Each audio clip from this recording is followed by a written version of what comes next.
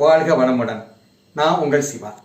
இன்னைக்கு நம்ம பாறை மீன் குழம்பு எப்படி சமைக்கிறது அப்படிங்கிறத பார்ப்போம்.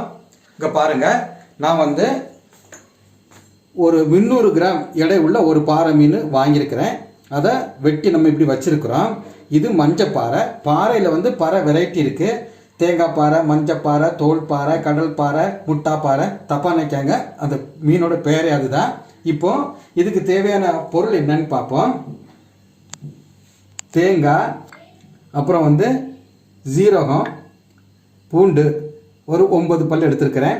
அப்புறம் மிளகு 1 ஸ்பூன் எடுத்துருக்கிறேன். புரியுதுங்களா? அப்புறம் இது மல்லிப்பொடி, இந்த பக்கம் வத்தல் பொடி, வெங்காயம். அதாவது இவ்வளோ நம்ம தேங்காய் கூட போட்டு அரைக்கணும். இதில் ஒரு 2 ஸ்பூன் நம்ம எடுத்துக்கிறோம். இது காரம் கூடுதலும் கிடையாது, குறைவாட்டம் இருக்காது. அந்த மாதிரி எடுத்துருக்கிறேன்.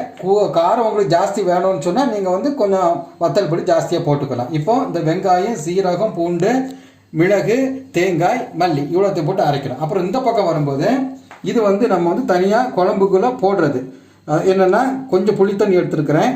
அப்புறம் ஒரு தக்காளி எடுத்துருக்கிறேன். அப்புறம் பச்சை மிளகாய், இது கருவேப்பிலை. இப்போ இதை எப்படி செய்கிறது அப்படிங்கிறத பார்க்கலாம். உப்பு உள்ளே போட்டிருக்கிறேன். உப்பு ப்ளஸ் இப்போ கொஞ்சம் மஞ்சள் தூள் போடுறோம். இந்த உப்பு மஞ்சள் தூளும் போட்டு கொஞ்சம் அப்படியே நீங்கள் லேசாக அப்படி தண்ணியை கலக்கி விட்டுக்கலாம். இப்படி உப்பு மஞ்சளும் போட்டு ஒரு அரை மணி நேரம் ஊற வச்சுருங்க. எதுக்குன்னா, ஏதாவது மருந்தோ அல்லது வேதிப்பொருளோ கெமிக்கலோ இருந்துச்சுன்னு சொன்னால் அது நம்ம உடலை பாதிக்காது. மஞ்சளும் உப்பும் நல்ல ஒரு கிருமி நாசினி. புரியுதுங்களா? இப்படி ஒரு அரை மணி நேரம் உப்பு மஞ்சளும் போட்டு நம்ம மீனை வச்சிடணும். அதுக்கப்புறம் நம்ம சமையலுக்கு பயன்படுத்திக்கலாம். பாருங்கள், இப்போ நம்ம இதில் ஒரு சின்ன தேங்காயில் பாதி எடுத்துருக்குறோம். பாதி முறி திருவி வச்சுருக்குறோம் நம்ம. இப்போ அந்த தேங்காயை நம்ம உள்ள போடுவோம். இன்னொன்று என்னென்னா, இந்த பாறை மீனுடைய மருத்துவ குணம் என்னன்னு சொன்னால், இதில் குறைந்த கலோரி, அதே மாதிரி நிறைந்த புரோட்டீன் இருக்குது. இதனால் உடல் எடையை குறைக்கணும்னு நினைக்கிறவங்க வாரத்தில் 2 நாள் இந்த பாறை மீனை எடுத்துக்கலாம். இப்போ பாருங்கள், அடுத்தல நம்ம ஒரு 3 ஸ்பூனு வத்தப்பொடி போடுறோம். நான் முதல்ல சொல்லியிருக்கிறேன், இது நார்மலான காரம் உள்ளது, அதனால் 3 ஸ்பூன் நம்ம யூஸ் பண்ணியிருக்கிறோம். அதுக்கு அடுத்தால ஒரு 2 ஸ்பூன் மல்லிப்பொடி நம்ம இப்போ போடுவோம். இந்த பாறை மீனில் இன்னொன்று அயோடின் சத்து நிறைய இருக்கிறதுனால முன் கடலை அப்படின்னு சொல்லிட்டு நமக்கு கழுத்தில் ஒரு கடலை கட்டி மாதிரி வரும். அந்த நோயெல்லாம் வராமல் இருக்கிறதுக்கு இந்த மீன் ரொம்ப துணை புரியும். இப்போ பூண்டு நம்ம போடுவோம். 9 பல் எடுத்துருக்கிறேன். அப்புறம் இந்த மிளகையும் நம்ம அதில் போட்டுடலாம். சரிங்களா? அப்புறம் இந்த மீனோட இன்னொரு ஸ்பெஷாலிட்டி என்னென்னா, குழந்தைகளுக்கு இந்த ஆஸ்மா சம்பந்தப்பட்ட அந்த நோய்கள்லாம் இந்த மீன் சாப்பிட்றதுனால வராது. இந்த இப்போ நாள்பட்ட நிறைய புற்றுநோயின்னு நம்ம சொல்கிறோம். அது சம்பந்தப்பட்ட வேதிகளும் இந்த மீனை நம்ம சாப்பிட்றதுனால வராது. பாருங்க, இப்போ நான் அரைக்கிறதுக்கு முன்னாடி ஒரு 1/2 டம்ளர் தண்ணி விடுறேன். 1/2 டம்ளர் தண்ணி விட்டுருக்கிறேன். நம்ம இப்போ இதை நம்ம நல்லா மைய அரைக்கணும். நல்ல பேஸ்ட் மாதிரி அழகான பக்குவத்துக்கு வரணும். இப்போ அரைச்சிட்டு நான் உங்களுக்கு அதை திரும்ப காண்பிக்கிறேன். இங்கே பாருங்கள், இப்போ நம்ம சொன்ன மாதிரி நல்ல பேஸ்ட்டாக அரைச்சி எடுத்துருக்குறோம்.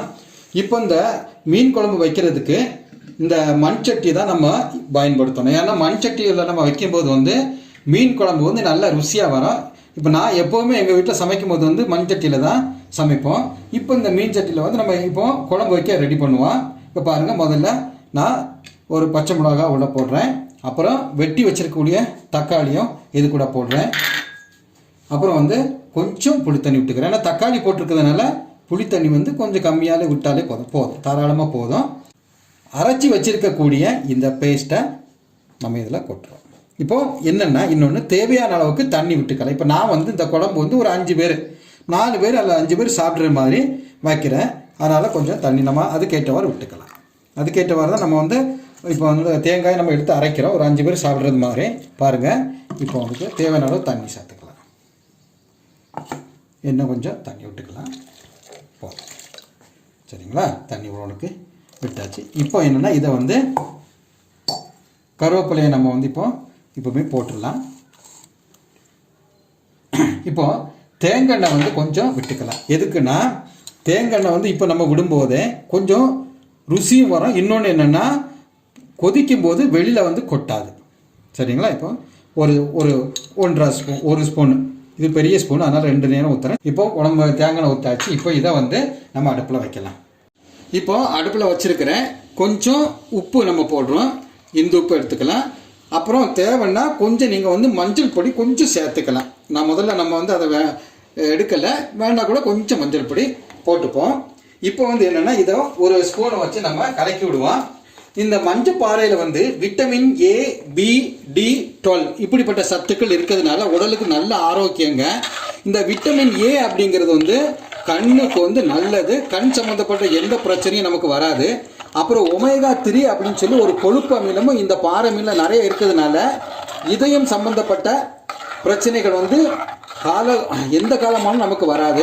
அப்புறம் முடி சம்பந்தப்பட்ட முடி நல்லா வளரும். இப்படி பல இதுக்கும் வந்து இது ஒரு நல்ல ஒரு மருந்தாட்டே உடம்புக்கு பயன்படுது. நம்ம சாப்பிடக்கூடிய உணவில் இருந்தே நமக்கு வந்து ஒரு நல்ல ஒரு எதிர்ப்பு சக்தி, அதாவது நோய் எதிர்ப்பு சக்தி, நல்ல ஆரோக்கியம் இந்த மீனை சாப்பிட்றதுனால நமக்கு கிடைக்கும்.